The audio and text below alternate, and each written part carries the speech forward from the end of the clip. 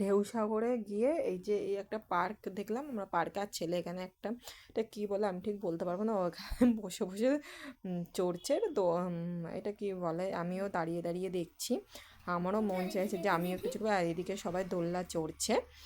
আর দোলনা দোলনা। আর এখানে দেখো সব বড়রাও দোলনা চড়ছে, ছোটরাও দোলনা চড়ছে। এটা ঢেউসাগরের ভেতরে এই পার্কটা।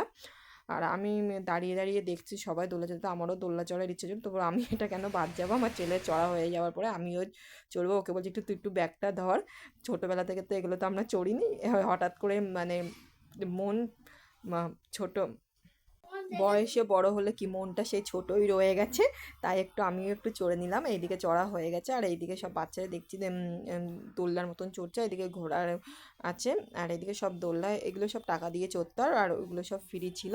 আর এদিকে দেখো এটাকে কি বলে ঠিক বলতে পারবো না, যারা যারা ঢেউসাগরে গেছে যারা জানো অবশ্যই বলো। আর এদিকে আমরা পুরো জায়গাটা একটু ঘুরে ঘুরে দিচ্ছে, দেখো এই একটা বাচ্চা চড়ছে। আর দেখো কি সুন্দর লাইটিং, এটা দীঘাতে প্রথমেই করেছে ঢেউসাগর। আর এর মধ্যে অনেক ঘোরার জায়গা আছে, দেখতেও খুব সুন্দর। আর অনেক বাচ্চাদের খেলারও জায়গা আছে, সেগুলো তোমাকে টাকা দিয়ে খেলতে হবে। বাচ্চারা যেসব বাচ্চারা খেলতে চায় সেখানে এখানে টাকা দিয়ে খেলতে হবে। অনেক গাড়ির জিনিস আছে, আরও অনেক নানা রকমের জিনিস আছে। আর এইদিকে দেখো পুরো লাইটিংয়ে করেছে আর লেখা আছে ঢেউসাগর বলে লাইট করেছে। আর এই যে এখানে একটা রিসোর্ট আছে, রিসোর্ট এখানে শুধু খাওয়া দাওয়ার আছে না, যে যেমন মানে প্রচুর খাবারের দাম এর ভেতরে, তার থেকে বাইরে থেকে কিনে খাওয়াটাই অনেক ভালো, যারা ইচ্ছা হবে সে খেতে পারে।